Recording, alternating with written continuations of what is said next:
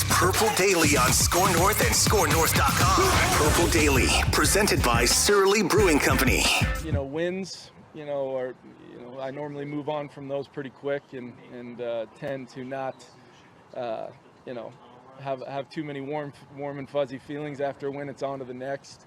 I would say it's the exact opposite with a loss, and you really find yourself, especially just how I handle a lot of situations. I always look inward first, and that was immediately following, the game. You start that process, and you just know you can be better. I'm going to call Judd out for something here to start Purple Daily.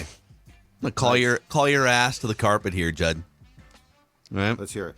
So on Rap with Royce today on our Mackie and Judd podcast, Score North YouTube channel, you said, and you've done this twice this week, look at Kevin O'Connell, just taking the blame for everything. It's insinuating that it's kind of BS. He's just taking accountability, taking the blame for everything, right? Well, you gave him 50% of your pie chart of blame after that game on Tuesday. Mm-hmm. So he should be if that's the case, he should be taking blame and looking inward, shouldn't he? The issue is you can't do that publicly all the time, or it loses its effect. I'm talking from an effect of trying to say it's my fault. You can't say everything. This goes back to his rookie year, I believe, when Karl Anthony Towns fell on the sword for every Wolves loss. And after a while, it's like, dude, no, that's not how it works. Now, once in a while, play calling? Absolutely. But if you're going to do that with everything, I think most importantly, because I don't care as much about us, I think it loses its effect with the players. If you're always like, well, it's my fault. And it also absolves them a little bit too much. Well, he's so not. I guarantee he's not doing that in the film session with these guys. He's not sitting up in the front of the room saying, all right, so Ed Ingram got blown off the ball there. Guys, that's my fault. I think he's protecting them to the media a little bit. And he's being honest. Like, he probably didn't do a great job, as you pointed out. No, he didn't. Of setting the team up for that game. I'm talking about... Go ahead, Dex. No, maybe I'm going to go instead. No. And to defend Judd, you can have the blame on Kevin O'Connell for the pie chart, and then also still take the accountability and kind of dissect the accountability of if it's authentic and if it's working or not. What would it take to get Kevin O'Connell to do his own pie chart of blame after losses up at the podium? Pulls out his little piece of paper. Great. All right, guys, I got 6 pieces of pie here. Judd and I have worked on this together. Yep. I'll take 40%. I didn't get the guys ready. But 20%'s got to go to Garrett Bradbury. What was this front office thinking that he could come back and be the starting center? What sort of concerns me a little bit too, and I get O'Connell's trying to beat the anti-Zim, so I understand where this is coming from.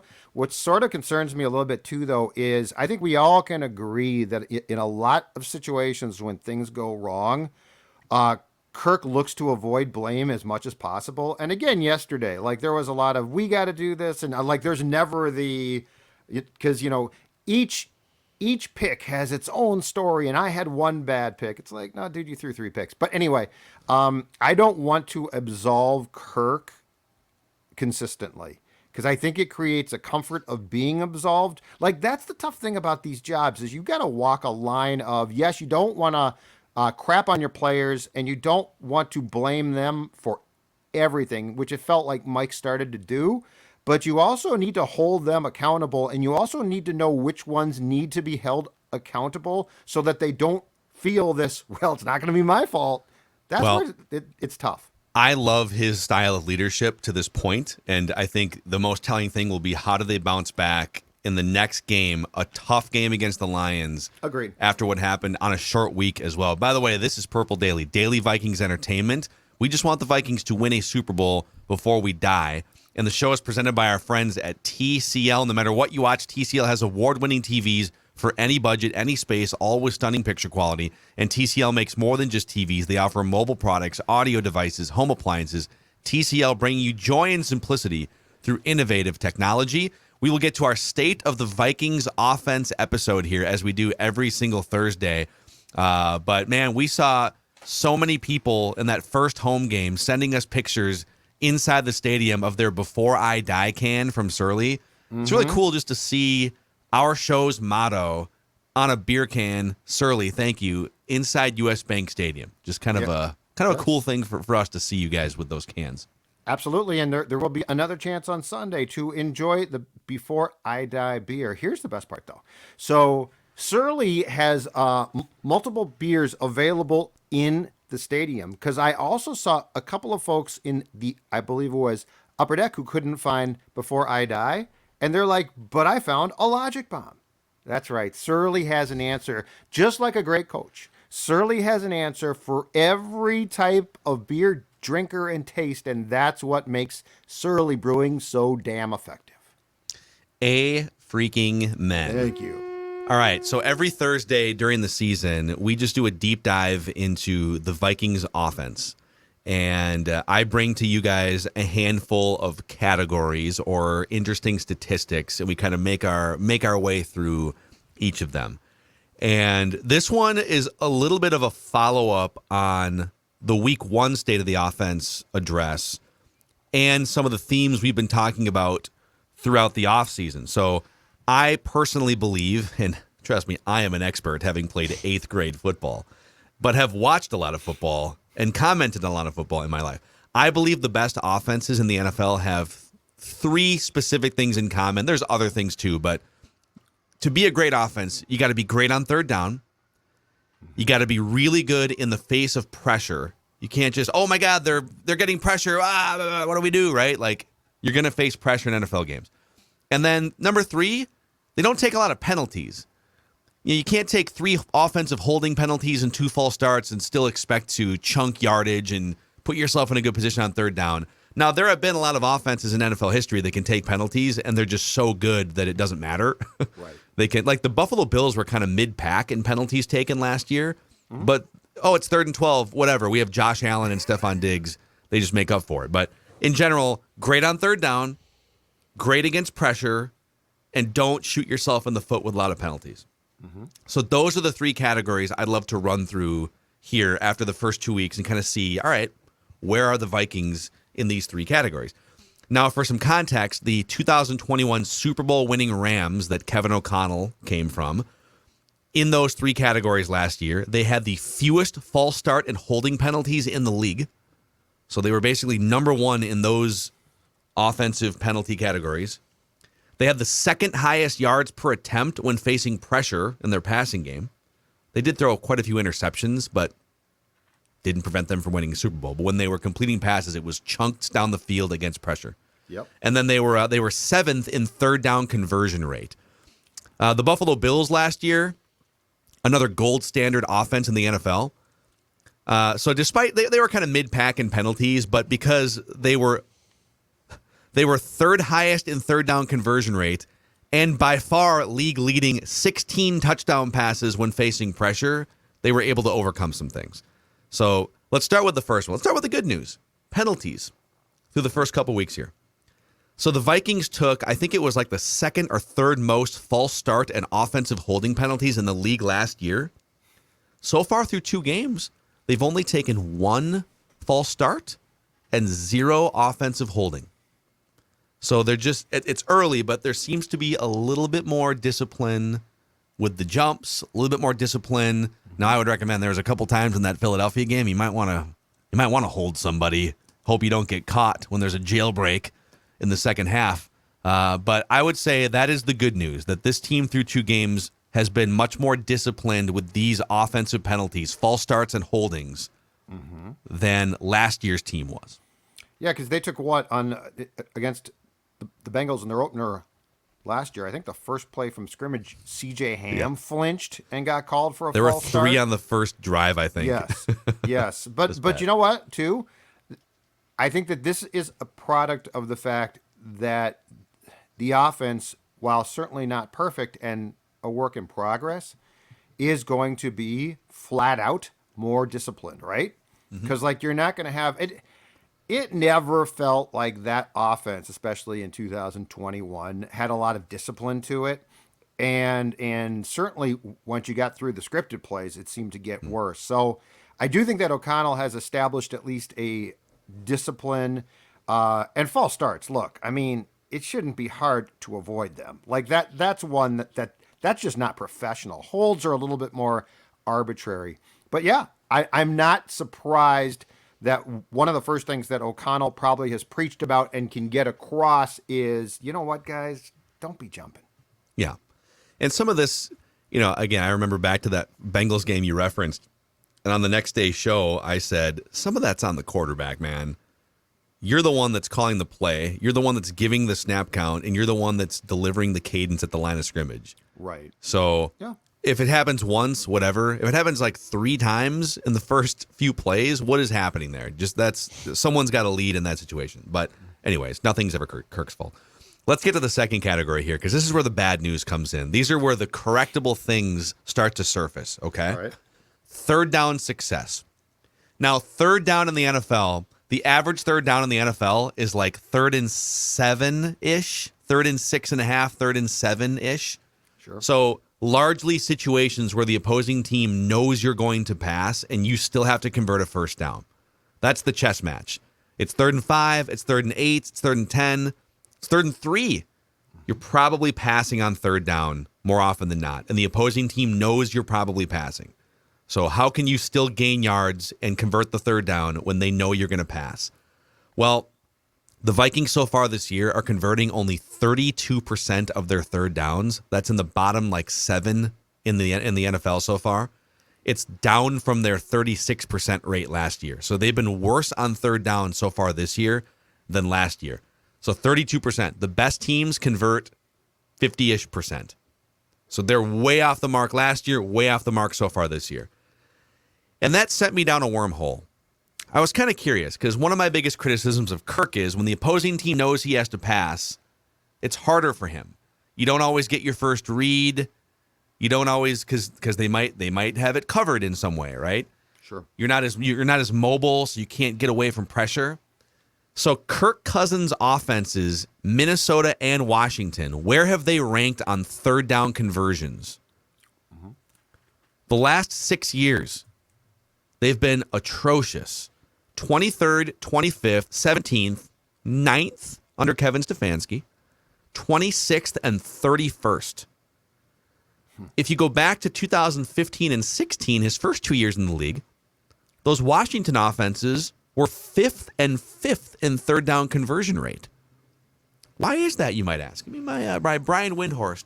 Why would that be? Why would that be? Why would that be? Right.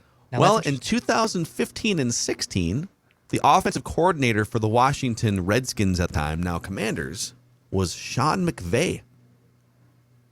So basically, when Kirk Cousins hasn't had Sean McVay as the offensive coordinator for his offense, he has been, and his teams have been, atrocious, largely, on third down conversion rate. I don't know what that means other than, there's a reason why Sean McVay got hired as a 31-year-old head coach coming from Washington.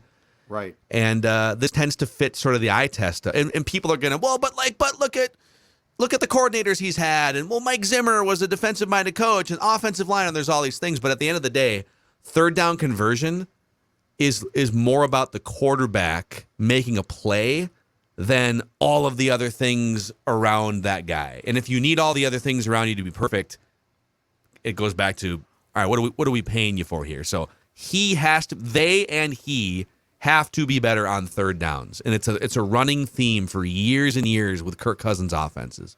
Do you have what the average third down and distance is as well? Because that's I don't have another that thing. for this year yet. Last year it was the longest in the league. Right, which is setting you up for failure. Yep. So I guess that's my question, because it becomes hard to call plays if it's always 3rd and 8 or 3rd and 9. Mm-hmm. If it's 3rd and 5 or 3rd and 4, it becomes simpler. So I would be curious what the average down and distance is, because that's going to have a direct impact on the whole thing.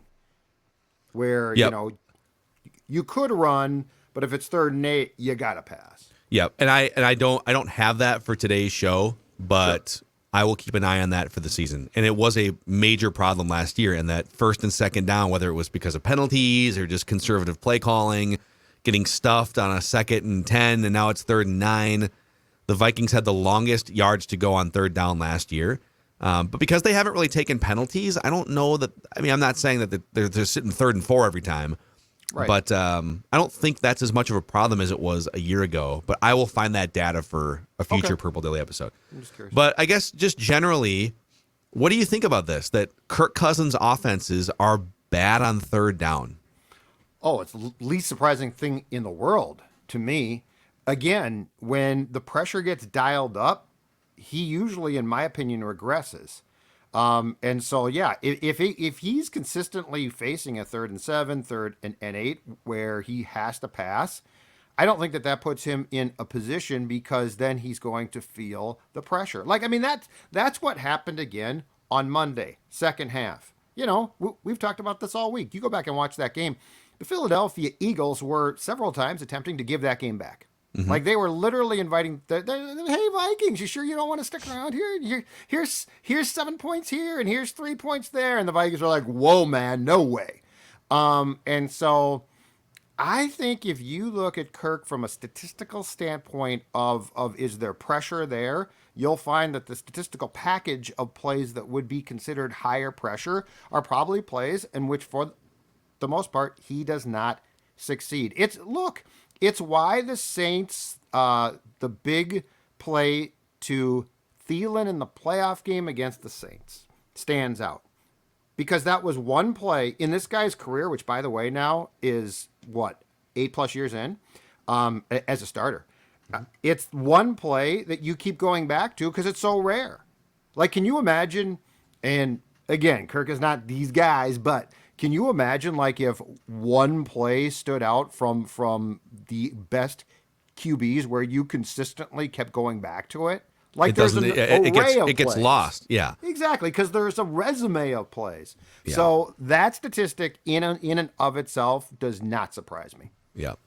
So it's a huge thing. And again, some of it's on Kirk, some of it's on offensive line and protection, some of it's on scheme, et cetera, et cetera. But ultimately, on third down is where you make your money as a quarterback. All right, well, we're in this situation. However we got there, it's 3rd down and 8, and I need to make a throw regardless of what's happening. Yes. That's how it works in the NFL. Yep. All right, category number 3 here. Passing game versus pressure. Again, pressure is inevitable in the NFL. The best offensive lines and teams are still allowing pressure on like 20 to 25% of dropbacks. So it's a thing in the NFL, especially on the road, especially when you're trailing, especially on 3rd down. And week 1 at home, the Vikings and Kirk were excellent when facing pressure against the Packers. He shredded the Packers. It was one of the best games he's ever played when pressured. Yeah. Week 2 was a different story. It was a train wreck. He was 5 of 13, 1 touchdown, 2 interceptions, a couple of near interceptions as well when pressured, and averaged under 3 yards per attempt. So that fell more in line with the last few years of his career, which is he has been once you statistically, this is not just like making stuff up for clicks here, okay? This is, which we don't do, except for our clickbait officer, Declan. About to say, please. Buzz and, Factory, Declan. and Phil's not the one putting tweets out. Everyone's like, oh, Mackey putting out his own tweets. No, that is me. Phil does not put out his own tweets on the Score North account. That is me stealing the work. Yeah. So statistically, he has not been good against pressure, and statistically, he has not been good once he gets past his first read. So this is the partnership between Kevin O'Connell and Kirk. This is the sweet spot here, man. Like 3rd downs and facing pressure, can they be better as an offense? Can he be better as a quarterback? Week 1 was a great blueprint. Week 2 was the opposite. So what's going to happen against the Lions? Other road games, how is it going to look? It's just been a mixed bag so far through 2 games.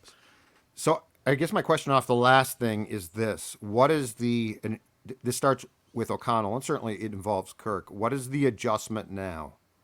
Because, there's no question.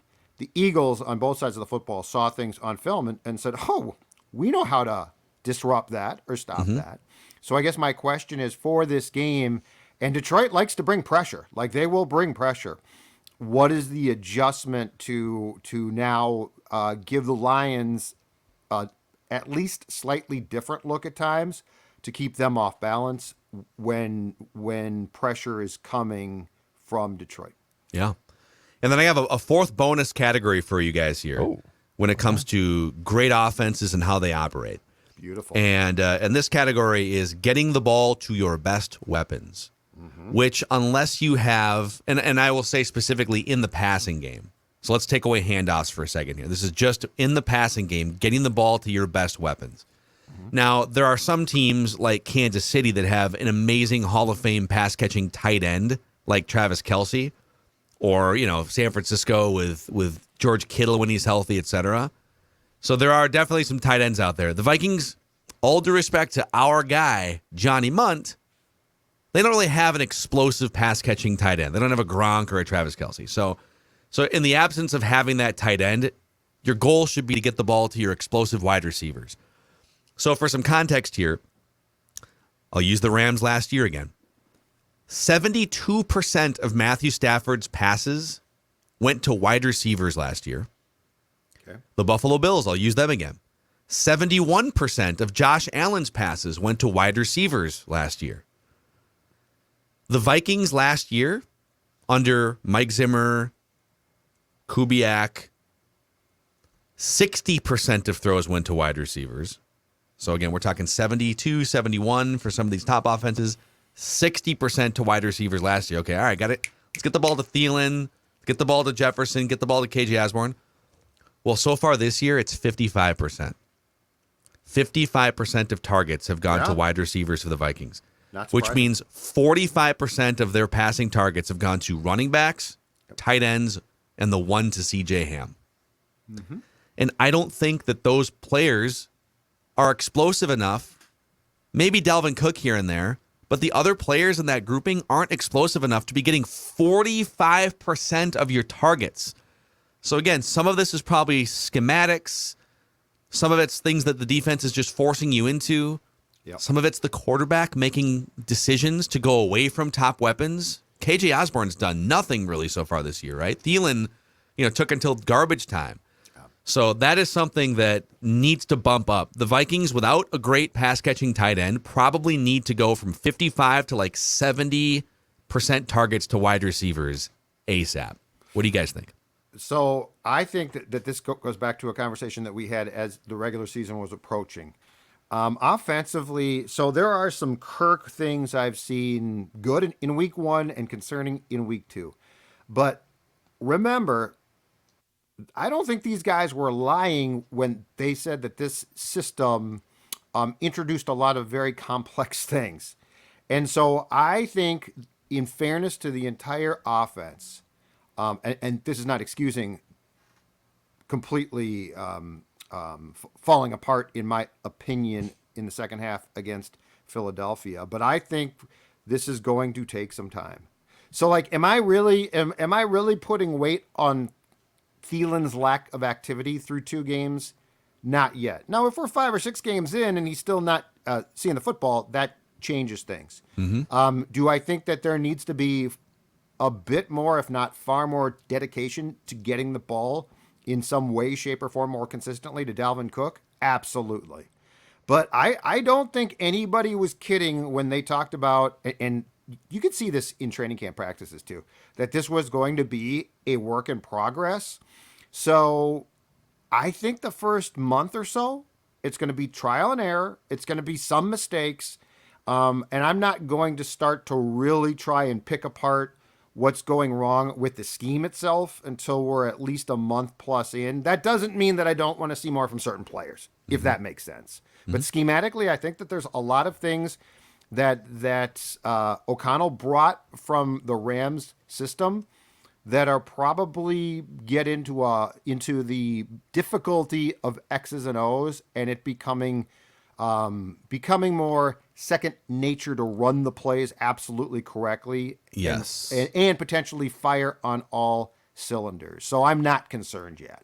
I asked our guy Alex Boone on the Trenches podcast the other day, part of the Purple Daily podcast feed, Purple Daily YouTube channel.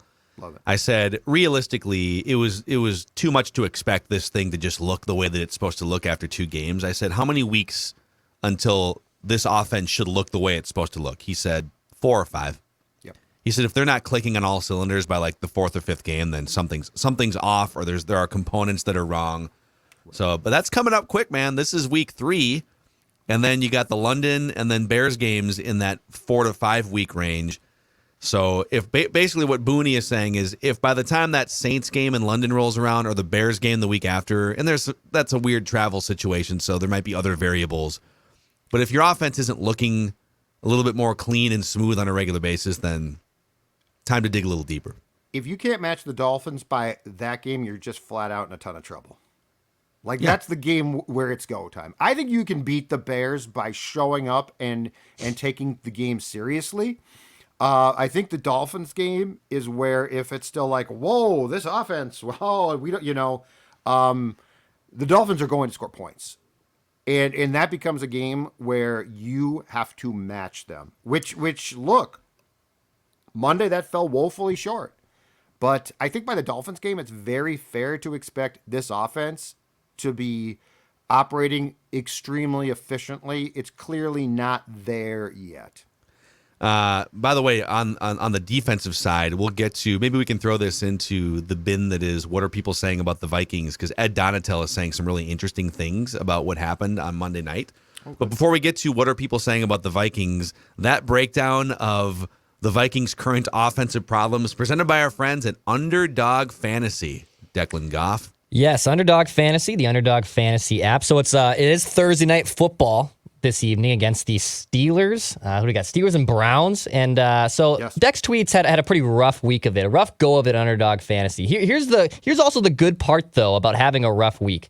You can fade my selection. So I'm going to pop this on the YouTube screen right here. All right, so it's Mitch Trubisky versus Jacoby Brissett. Godspeed for everyone who watches this game.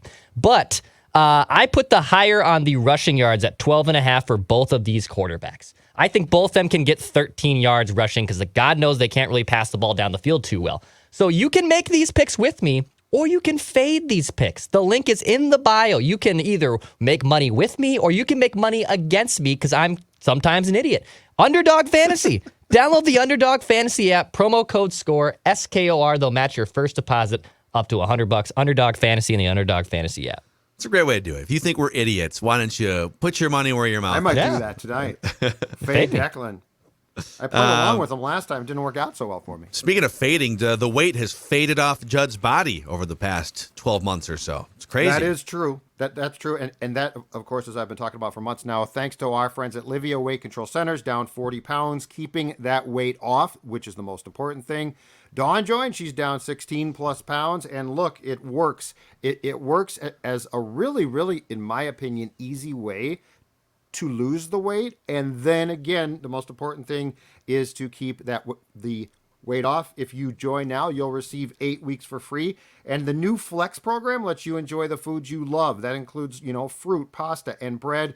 And with in-person or virtual visit options, state-of-the-art equipment to take account of your body composition, and an app to track your progress. You're going to see results fast. How do you do it? Livea.com, Livea.com, 855-GO-LIVEA. Livea.com is where the weight loss starts. All right. Let's get into what are people saying about the Vikings here, where we scour the internet. Sometimes sometimes the comments are coming from inside the house, which is what happened today at the Ed Donatel press conference. So Kevin Seifert has a great summation of Ed Donatel's time speaking to the media here. He says, on the first half against the Eagles, which was a train wreck, Donatel said, quote, "There's no question our execution was off."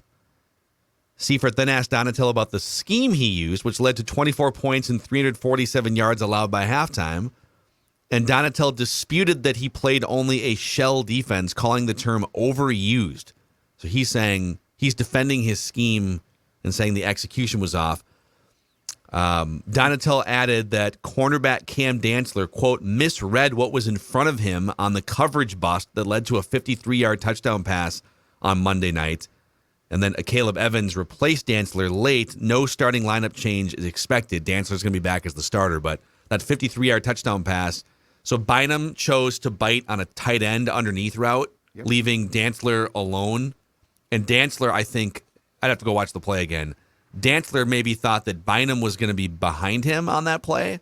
Yeah. So there was some miscommunication, and Donatel singled out Dantzler as the guy that misread what was happening on that play. So, either way. Boy, I'd like to hear his response, the player's response.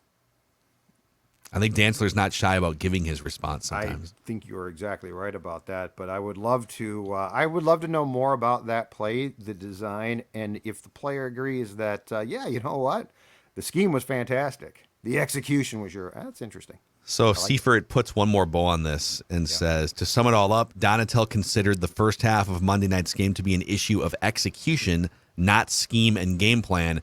Everyone can have an opinion on it, but that's his opinion. Dude, Kevin Seifert is so good.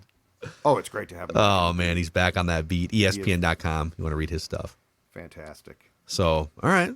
Well, maybe it is a great scheme. It looked like a great scheme in week 1 against the Packers. We'll see what it looks like against the Lions here. Yeah, interesting. Let's keep moving through what are people saying about the Vikings. Again, another call that's coming from inside the house. This is actually part of our old tweets exposed catalog here. We didn't have time on Mackey and Judd today, so Declan is going to bring some old takes exposed to the table here. All right, this was from OTAs with Judd Zolgad's first observation. Don't laugh, because you're going to laugh, but don't laugh.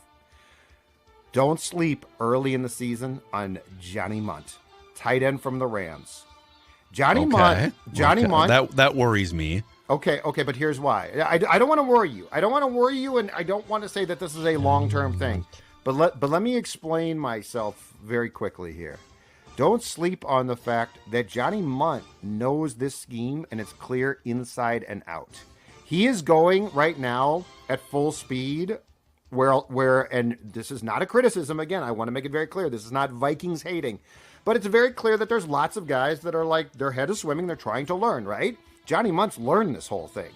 Johnny Mundt's been in the NFL for 5 years. He's caught 10 passes. I know. But what I'm saying is Johnny Mundt is a guy that early in the season could give you a few key catches here and there.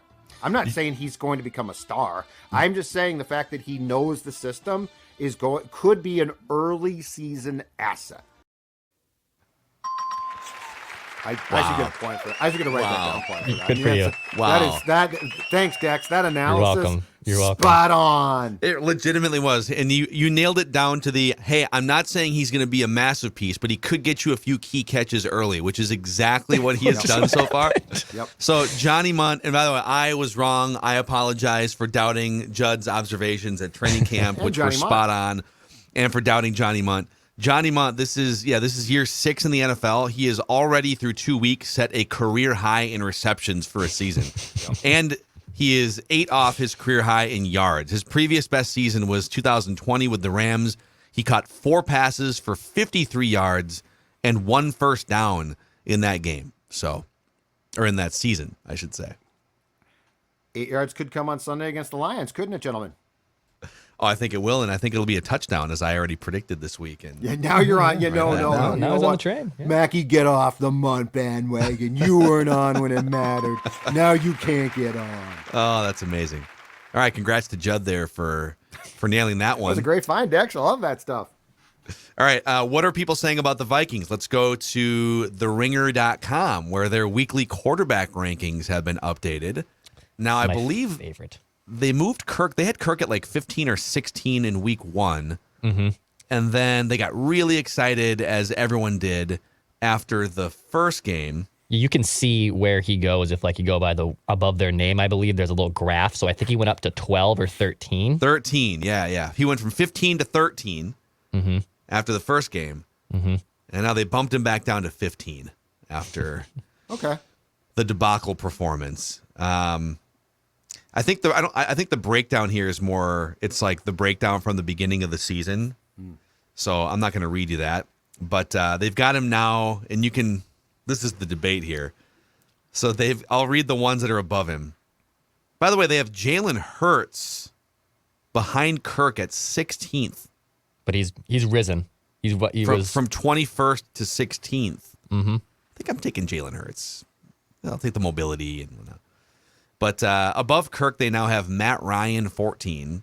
Oh, no. Derek Carr, 13. Trevor Lawrence, I agree with. Got mocked for saying that before before training camp. 12, Matthew Stafford. 11, Joe Burrow. 10, Dak, Russ, Kyler, Lamar, et cetera, et cetera. So do you agree that he is now worse than Matt Ryan or Derek Carr? No, I think he's better than Matt Ryan. I think Jalen Hurts should be above Kirk. I guess I don't really agree with how those rankings fall out. And the Colts are a mess, you guys. The Colts are just a mess. Yeah. I kind of thought, and listen, that division is so bad. There's plenty of time for them to turn it around. Sure. I kind of thought, this has some 2009 Vikings vibes where you bring in the old washed-up gunslinger, but he's got one more ride left in him with a roster that's ready to rock.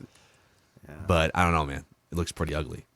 So I guess, is that accurate? Kirk Cousins is now the 15th best quarterback in the NFL, or would you put him higher? That's about right. Because I put Jalen Hurts above Kirk right now. Hurts is off to a really good start, and I think he's a good quarterback. Tua has risen from 23rd to 18th, by the way. Mm-hmm. Well, that might be completely legit, too. That game on Sunday cannot be dismissed. Helps to have wide open, fast receivers being schemed across the field, too. Good for him, he was hitting wide open targets in that game, but he hit for 400-plus yards. So I'm not going to put him down for that. So there it is. That's what people are saying about the Minnesota Vikings here. Vikings Vent Line, by the way, the most fan-friendly interactive show in Minnesota sports, will be taking flight again right after the Vikings-Lions game ends on Sunday. So if you haven't experienced it or if you want some more therapy, win or lose, we've got you covered on the Purple Daily YouTube channel. Before we get to Random Viking of the Week, Judd, why don't you show the audience those glorious Minnesota Lottery scratch-off tickets? Right here. Look at those things, man. Oh, they're beautiful. And here's the nice thing. Win or lose. So if the Vikings lose, yeah, that might suck. But guess what? You can still win big, and that is not a misprint. That is $10.2 million in total cash prizes, because right now it's time to go big with the lottery's big ticket scratch game. It's so big, it has huge second chance prizes.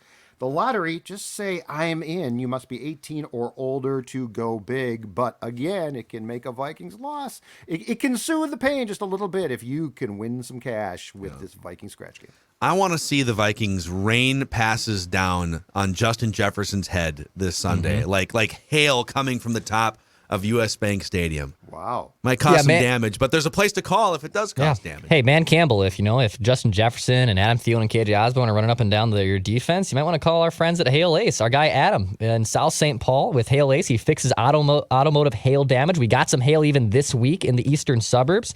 They will work with insurance companies to help you handle your claim from start to finish. And the hail damage claims do not raise your insurance rates. You might think, oh my gosh, my insurance rates is going to go up. No, he'll take care of that for you. You can book this appointment at hailace.com. And for all Vikings fans, if you bring in your vehicle during September and October, you'll be entered in a drawing for a late season Vikings tickets to the Polaris Club. The Polaris Club, baby. So you can fix your car. You can get maybe a drawing for a Vikings game. Go to hailace.com to book your appointment now. All right, what are people saying about the Minnesota Vikings transitioning into Random Viking of the Week here, where Judd faces off against the combination of Declan and or myself? It has become a 2-on-1 battle every week because Judd has dominated. He has a 35-18 lead. This week, I will throw out the clues. Declan will step in to the ring against Judd Solgad here. Devastating loss last week. Yeah, some people were saying you should have gotten the point, but I sorry, you didn't say the name. Yeah, some people said it was a little bit of BS on my part to award it to Mackey, but you never said the name. You just said, no, I did say the name, but Phil heard, and I mean it was my fault, but Phil heard my response, said the name as I was going to say it. It was a very dumb move by me. Phil said it before I would have liked the You point, never said the but name before Phil did. Well, and I'm mad at myself. Like, I looked at the film, and I mean, it's my fault. Like, that was all my fault. Do we need to slow down the film and the audio to make sure that I said the name? No, you know what? You said the Gopher Kicker, and then Phil immediately said Reese Lloyd. That's not. First of all, his name's not Gopher Kicker. Through back channels, I did hear that it might have been somewhat of a BS win, but you know what? There's no excuses here. It's my fault. I take full responsibility. I own it. I mean, this is 100% self-inflicted. I'm glad you're owning That's this. what I'm saying. Yes. If I were to come out, like if the tables were turned, and I would want the point. now in my head I would have been thinking, oh, I think he's talking about the Gophers kicker, but I would have strategically kept that part in my own thoughts. Nope. If I come out, like I'm looking at previous Random Vikings here. By the way, Judd went on a run earlier in the season where he guessed Matthew Hatchett, Phil Lodeholt, Bobby Wade, Sean Salisbury, Jim Kleinsasser, Meweldy Moore, Archie Manning, and Sage Rosenfels all in a row. If we got to that Sage Rosenfels one, and I said out loud, "Oh, it's the Iowa State quarterback that backed up Brett Favre in 2009," and you said Sage Rosenfels, you're right.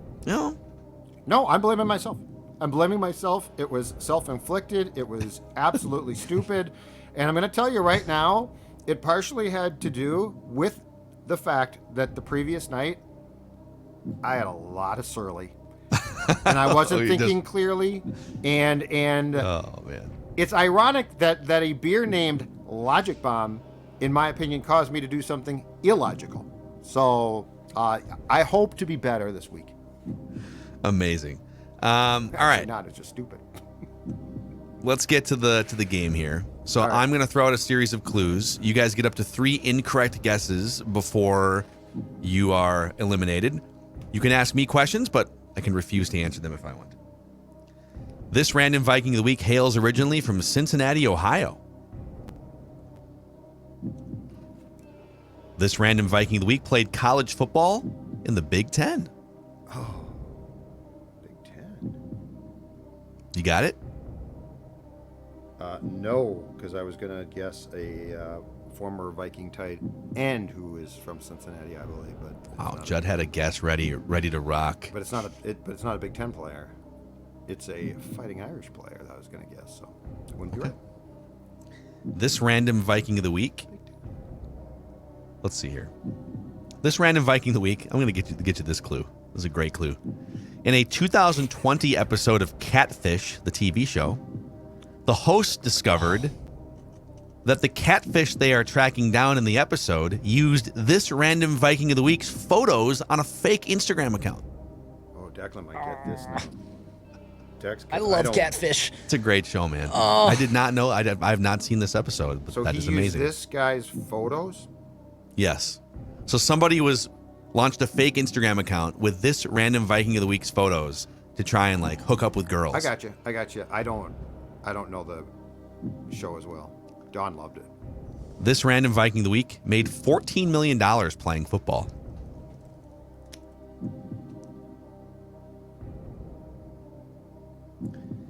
This Random Viking of the Week, he felt that his NFL career was cut off a little earlier than he would like. He was quoted once as saying, "When they say you're a bad apple, they don't want you on their team."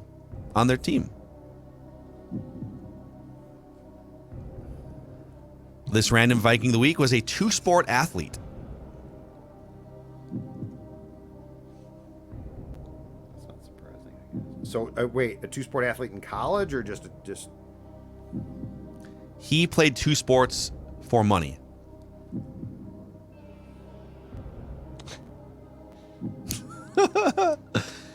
This Random Viking of the Week, I just took a scroll through his Twitter account. He appears to be an underwear model now for a company called Myth Body Collection. Myth Body Collection is normalizing sexy. Being free in one's body is the greatest liberty. So this is a good-looking man. And no, John Sullivan is not the answer. He was also. He's from Connecticut. Nor is Phil Lodeholt.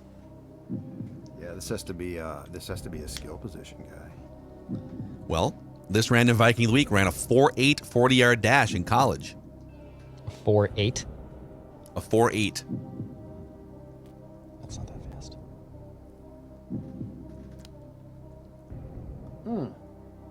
This Random Viking of the Week scored 1 touchdown in his career in 97 career NFL games.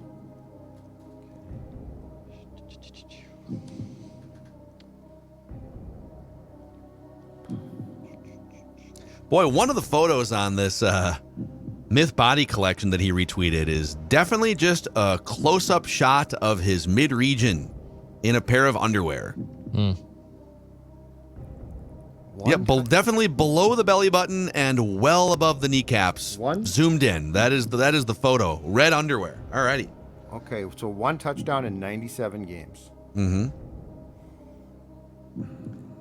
This Random Viking of the Week played for 2 NFL coaches, Brad Childress and Mike Smith.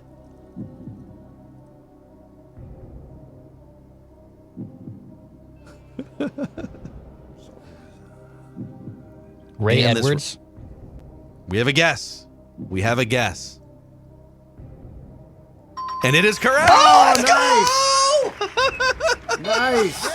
Good job, Dex. Ray Edwards is now an underwear model. Oh, my God. He was a 2-sport athlete, and that he also was a 12-1 record as a professional boxer. I saw him against a complete tomato can with Pelissero in like Duluth or something. Grand Casino Hinckley. He was 12-1 boxing against guys like me. Dude, let me pull this up, man. There's a list of all of his boxing opponents, and like almost none of them have Wikipedia pages because, No, the guy I saw him against was literally probably 40 pounds heavy. Okay. Like he was terrible, by the way. Dude, they've got here's the list of his boxing opponents. Not a full list, but they all have like nicknames, but none of them are actual. They don't have like Wikipedia pages or anything. Right. Corey Spare Tire Briggs. That's probably who I saw him against because he had a spare tire. Okay, he knocked that guy out in 41 seconds. Jeez. Nick TurboTax Capes, he knocked out in 29 seconds at the Red River Valley Fairgrounds in North Dakota. Minivan Goodman, he beat at Grand Casino Hinckley. What are these, mobsters or boxers? I know. Sam I Am Coming, he beat. Good God, I don't even want to. DJ, don't get me confused with DL Hewley, he beat once in North Carolina. Okay. Brandon the Sizzler Spencer, he won via unanimous decision in 6 rounds. Yeah. And then he beat, his only loss came in 2016 to Keenan Goodberger Hickman via knockout. Yeah, just to be clear, he lost the day he stepped into the ring at all. I mean, it was I wonder how much money he made for those 13. Well, he had a draw against Grover Young. I don't think he made much at all. He was hoping to be a real boxer, but when we saw him, it was not going to work. It was pretty bad. Yeah. Pretty bad. So, again, that's a sport. Declan Goff, dude, coming in. That's a sport where if you're good, it's like, well, of course, that doesn't look, and then you like see a guy who's got no footwork. Yeah, nice job by Declan. Mike Smith. Well, I knew he played for the Falcons. Yeah.